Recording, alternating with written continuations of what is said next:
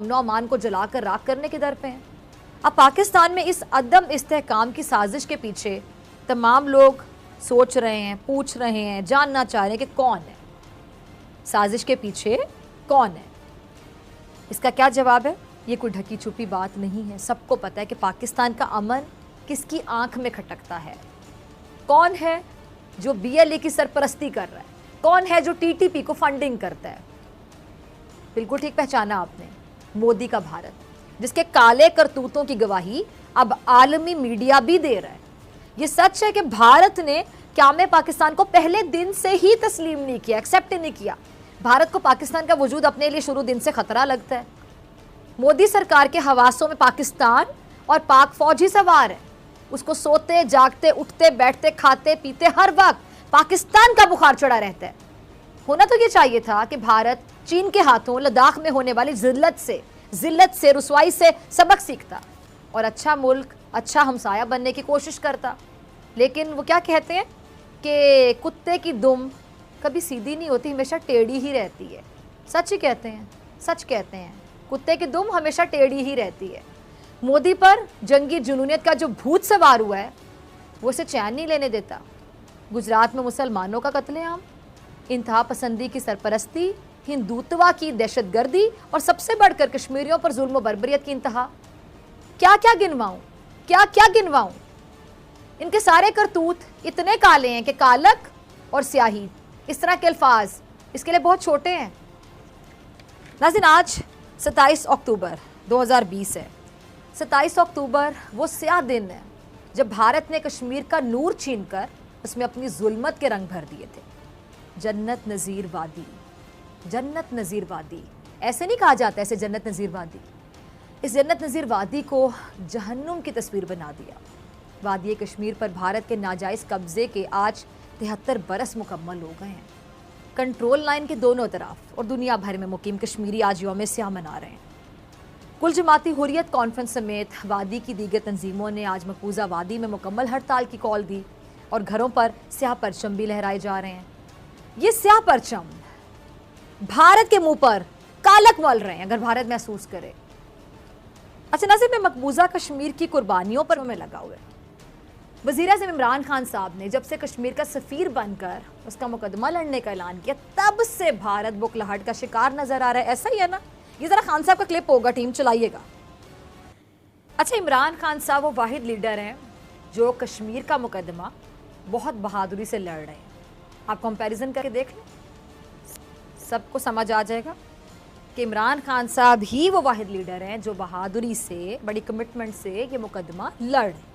अक़वाम मुत्तहिदा में वज़ीर-ए-आज़म के कश्मीर पर जो तारीखी खिताब है, याद करें, उससे तो भारत को साम सूंघ गया था और उसने आर्टिकल 370 का नफाज करके कश्मीर की इनफरादी हैसियत को ख़त्म कर दिया और ज़बरदस्ती उसको भारत में शामिल कर दिया। हालांकि अक़वाम मुत्तहिदा की करारदादों के मुताबिक मकबूजा कश्मीर के अवाम को ये इख्तियार मिलना था कि वो अपनी मर्जी से चाहें तो भारत में रहें या फिर पाकिस्तान में, यानी उनकी मर्जी का इख्तियार उनके पास था, वो अपनी मर्जी बताएं। लेकिन 27 अक्टूबर को भारत ने कश्मीर पर कब्जा करके अक़वाम मुत्तहिदा की करारदादों की वाकई, जिसको कहते हैं ना धज्जियां उड़ाना, धज्जियां उड़ाई हैं। अब इमरान खान कश्मीर की सूरत हाल पर यकीनी तौर पर बेचैन है और वो हर सतह पर कश्मीर का मामला हाईलाइट कर रहे हैं और बहुत अच्छे अंदाज में हाईलाइट कर रहे हैं।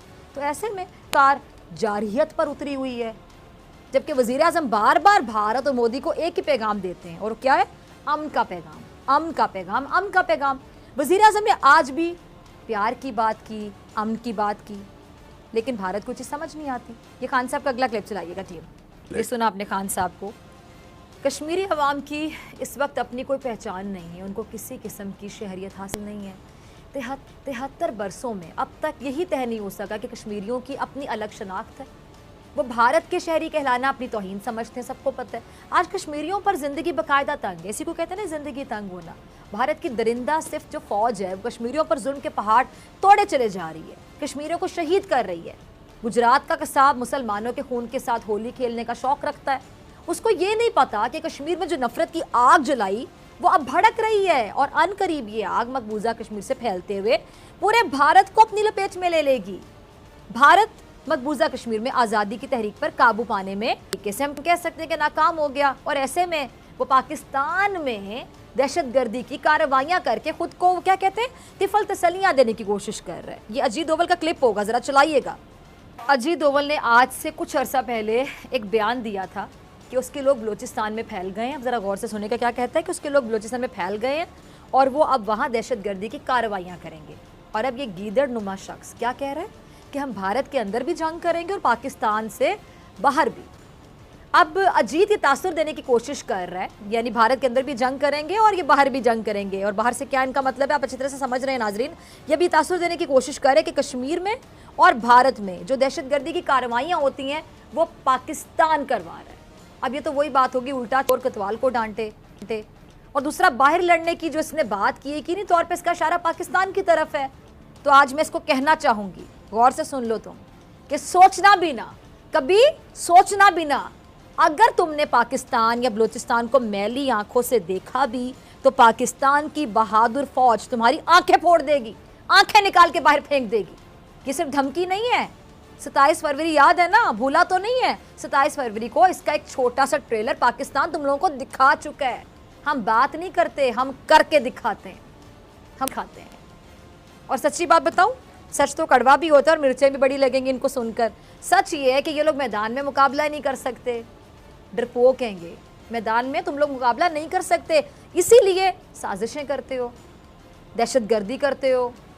ये अजीत समेत रॉ, RSS, बलूचिस्तान, आज़ाद कश्मीर और पाकिस्तान में कोई बड़ी तखरीबी कार्रवाई करना चाहते हैं, जो वज़ीर-ए-आज़म इमरान खान साहब ने पहले से ही, बल्कि बहुत पहले से भांप ली थी। ये क्लिप देखिए और समझिए क्या कह रहे हैं। नाज़रीन, के इमरान खान साहब ने बहुत पहले ही कहा था कि भारत हमला कर सकता है और अब भी वज़ीर-ए-आज़म ने अपने ताज़ा बयान में इस खदशे का इजहार किया कि भारत अफगानिस्तान की ज़मीन पाकिस्तान के खिलाफ इस्तेमाल कर सकता है। और अजीत डोभाल के पाकिस्तान पर हमले की खुल्लम खुल्ला धमकियों का पस मंज़र देखें अगर आप, तो इमरान खान ये बता रहे हैं कि भारत अभिनंदन की तरह दोबारा जाली सर्जिकल स्ट्राइक का ड्रामा कर सकता है।